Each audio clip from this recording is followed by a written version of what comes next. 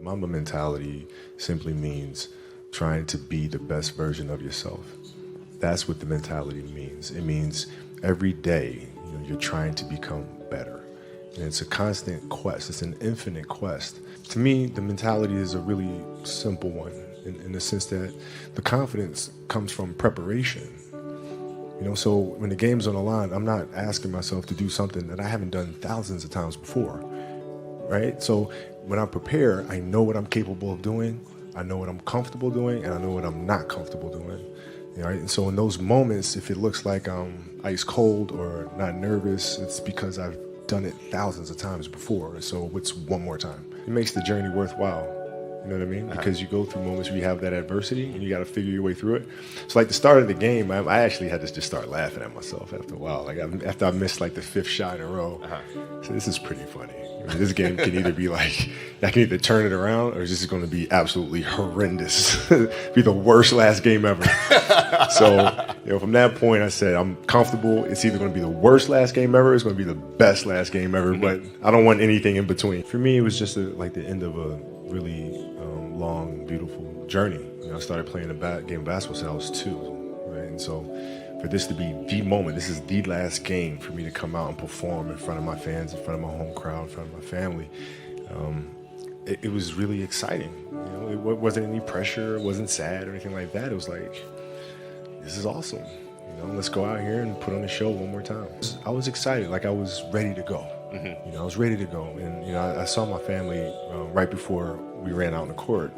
And, I looked at my wife and our kids, and I just asked my kids, I said, let's go put on a show one more time. Is that okay? And they said, yeah. So we went out and put on a show. So it was fun. It wasn't any nervousness or anything like that. That last game, you've been doing something you've been doing since you were 4, 5 years old. It's not about the physical, because you've done this a million times. You've practiced the left hand pull-up mid-range, the right hand pull-up mid-range, the step back, the pivot, the reverse pivot, going at attacking different angles. You've been doing that. So it's not about physicalness, because that's all ingrained.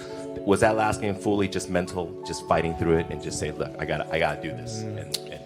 Yeah, it was because I was ready to play. I was excited to play. Once the game started, it became the norm. It became reading defensive situations, positioning of my teammates, and just overall strategy and tactics. And it felt good to get back to that, because that's the part of the game that I enjoyed the most. The mindfulness of that game. Yeah, the fun of it's like a puzzle. You have to figure out what pieces go where, and that's the enjoyment in the game. To me, the mentality is a really simple one in the sense that the confidence comes from preparation. So when the game's on the line, I'm not asking myself to do something that I haven't done thousands of times before, right? So when I prepare, I know what I'm capable of doing, I know what I'm comfortable doing, and I know what I'm not comfortable doing. Right? And so in those moments, if it looks like I'm ice cold or not nervous, it's because I've done it thousands of times before. So what's one more time? The MAMBA mentality simply means trying to be the best version of yourself. That's what the mentality means. It means every day, you're trying to become better. And it's a constant quest. It's an infinite quest.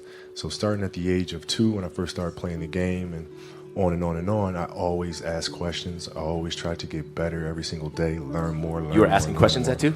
Oh, dude, I was asking questions all the time. You'd be surprised. Like some people, like my kids at 2 could do a lot of things. Right? At 2, I could dribble a basketball. I could shoot a basketball on the Nerf hoop at the house, and I would go to practice with my father.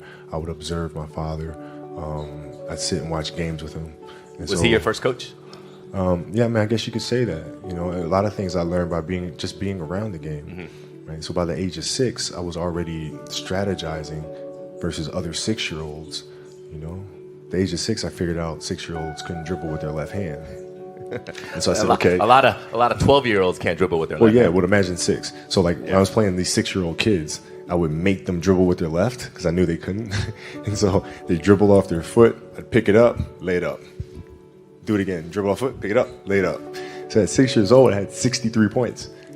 And listen, I just constantly looked for things to learn from, and very observant. The passion came from the love for the game. I loved everything about it, like the smell of the ball, You love the smell of the ball. Yes, the ball. The smell of like brand new sneakers and like the sound the ball makes when it hits the ground. Sneakers in the gym. Sneakers squeaking. Yeah, the ball going through the net. Like all those things I love.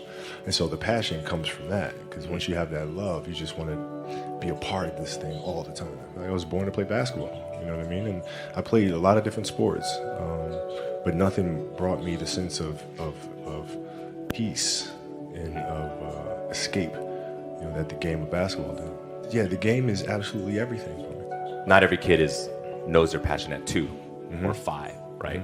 How do kids find that passion then? Well, right? I think as Because parents, we just try to... you embraced it right away too. I mean, I think as parents, we try to put them in different things, try to expose them to as many things as possible, and then see if there's one thing that connects with them. Because if it does, you don't have to tell them to do it. Whether it's writing or painting or drawing. If they have that passion, you don't have to tell them. They'll go off and do it because it's just fun. You'd rather do that than anything else. But as parents, it's our job to just expose them to as many things as possible and see which one they gravitate to the most. Yeah, it's interesting because you talk about kids, right?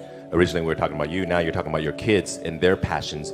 Do you kind of feel that passion for them and say, hey, let's go play some basketball or volleyball, or let's go swimming? Yeah, we expose them to all kinds of, they play a lot of different sports. They do a lot of things creatively, in writing and things like that, and designing. And you just sit back and you just watch which one they move to. And then it's our responsibility as parents to try to set them up for success as much as we possibly can. Do you want them to play basketball? I want them to find whatever it is that they're passionate about. Like whatever they feel like their purpose is, then that's what I want them to do. Is there one moment where you can say it defined your passion for basketball? Is there a story or moment when you said, "Damn, that was it. That was like when I felt really passionate"? No, it doesn't. It never leaves. It never leaves. Like the game is just a part of me.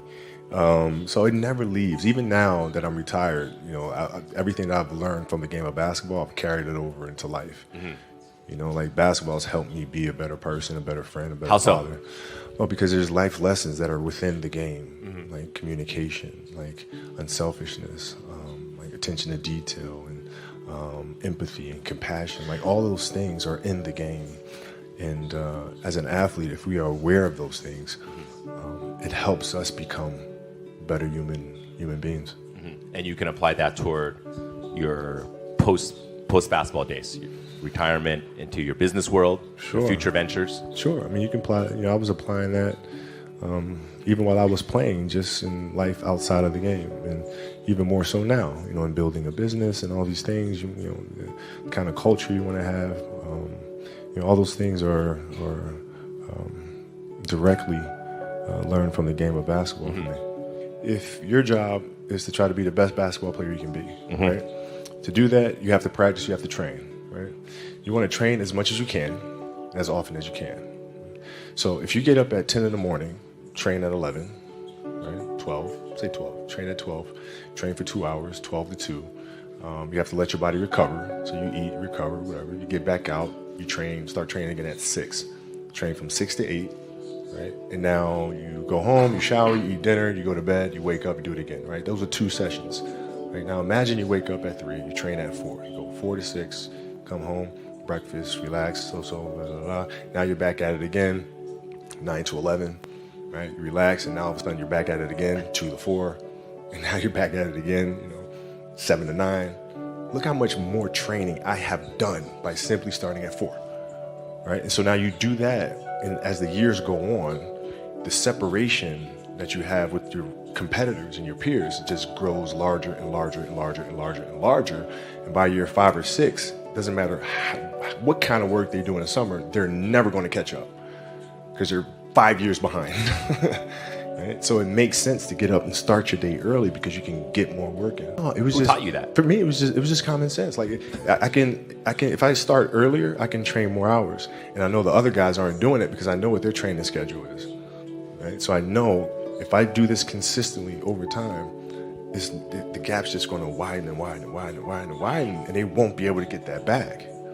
So to me, it was just common sense and like thinking, how can I get an advantage? Oh, start earlier. Yeah, let's do that. When did you start doing that? Man, like high school. high school. My first class in high school was 7:45. I used to get to the gym around 5 a.m. and I'd play before school. And then school would start. Who's playing with you at 5 a.m.? My coach. So my coach would show up and we'd do all these basketball drills. Right? So just you and your coach? Just me and my coach. And sometimes it would just be me and the janitor, and who's still there today. And then I play at lunchtime. That guy should get a medal. I hooked him up with a few things. But I play during lunch and then practice after, and then go home, do my schoolwork, and then watch a bunch of game film and games on TV and study film. Was that the only thing you've been obsessed about, basketball? Well, until recently, yeah. Basketball dominated, my entire life.